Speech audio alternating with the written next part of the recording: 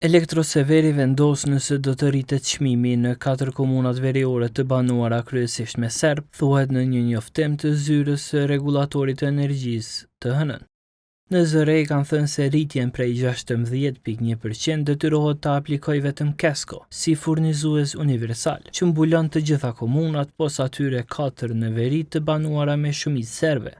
Elektroseveri, sipas ZRE-s, është kompani që operon jashtë sistemit të furnizuesit me shërbim universal dhe marrëdhëniet tarifore janë të ndryshme.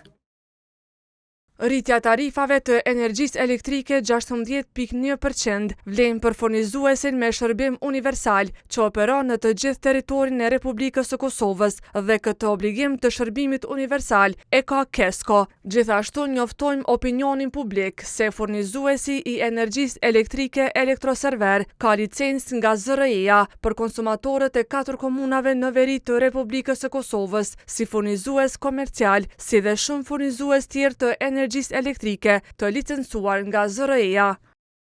Sipas ZRE-s, vendimi aprovuar nga bordi para 2 javësh për tarifat e shfrytëzimit të sistemit të transmisionit e shpërndarjes prek edhe Elektroseverin. Mirë po, siç thuhet në njoftim, kjo nuk do të thotë që këtë rritje kompania serbe do e shpërndajë te konsumatorët.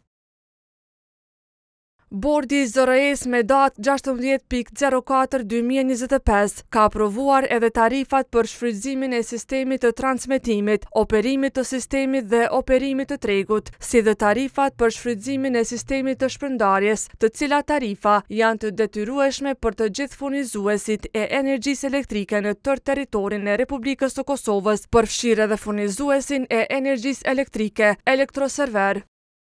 Faturimi në këtë pjesë të vendit ka nisur në shkurt të vitit 2024, por pjesa më e madhe e banorëve vazhdojnë të mos e paguajnë. Sipas Kosova Press, shkalla e pagesës në Mitrovica të Veriut, Leposavić, Zubin Potok e Zveçan është rreth 20%.